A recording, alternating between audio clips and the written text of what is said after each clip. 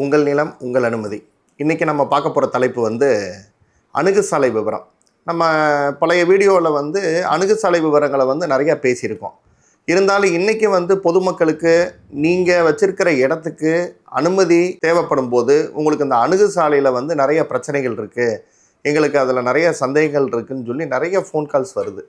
இப்போ அணுகுசாலை விபரத்தை சம்மந்தமாக எந்த மாதிரியான விஷயங்கள்லாம் உங்களுடைய இடத்துக்கு அனுமதி தேவைப்படும்? இப்போ உதாரணத்துக்கு புதிய மனைப்பிரிவு ஒப்புதலாக இருக்கட்டும், ஃப்ரெஷ் லேஅவுட்டு, இல்லை அனுமதியற்ற மனைப்பிரிவு அன்ஆத்தரைஸ் லேஅவுட்டு, அதுக்கு அப்ரூவல் கேட்குறீங்க உங்கள் இடத்துக்கு, இல்லை வந்து பில்டிங் பிளான் அப்ரூவலு, இல்லை இண்டஸ்ட்ரியல் பில்டிங்கு, இல்லை வந்து கமர்ஷியல் பில்டிங்கு, இல்லை ஹாஸ்பிட்டல் பில்டிங்கு, இல்லை சப்டிவிஷன் மனை உட்பிரிவு, இல்லைனா ரீக்ளாசிஃபிகேஷன், அதாவது நில பயன் உபயோக மாற்றம், இந்த எந்த விதமான அனுமதிக்கும் நமக்கு மிக மிக மிக முக்கியம் வந்து பார்த்திங்கன்னா அணுகுசாலை.